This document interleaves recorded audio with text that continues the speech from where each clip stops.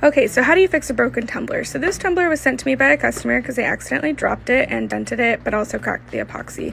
So I'm going in with a sanding wheel. This is a sanding wheel on a Dremel. The sanding wheel is an 80 grit, and I'm just going in and I'm sanding all that down, the area that was exposed, the area that cracked.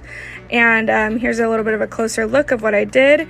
Now I'm going in with some fast set epoxy. I did let this epoxy sit for a minute so it got a little thicker, and I'm just putting it on the exposed area that was broken. And now I'm gonna let that dry, and then I'm gonna come back to it the next day, which is, well, you can come back to it a couple hours later if you want. Now I'm gonna take my Dremel. This is a same tool, and I'm just going to kind of go around the edges of where I did that patch.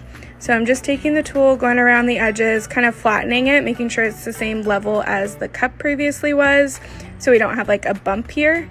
This cup is a little dented, like I said, from when it was dropped, so there's nothing I can really do too much about that, but at least it will be sealed and it will not, you know, the crack won't get worse, and we won't get water getting into the epoxy as well.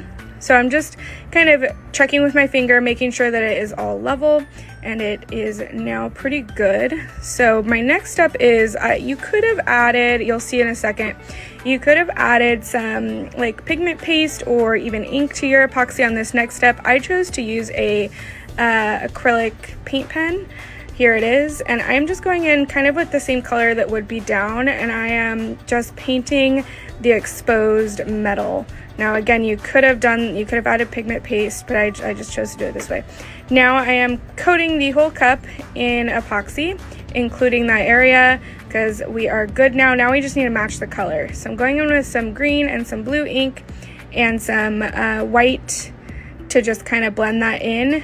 I'm gonna try and get it as close as possible to the original cup, and I'm just gonna act like I was, you know, doing a regular cup, but just on that little area.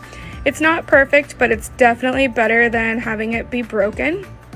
And yeah, that's pretty much it. And now you're just going to let it dry, and I am gonna probably seal this one more time with a coat of epoxy before I send it back to the customer.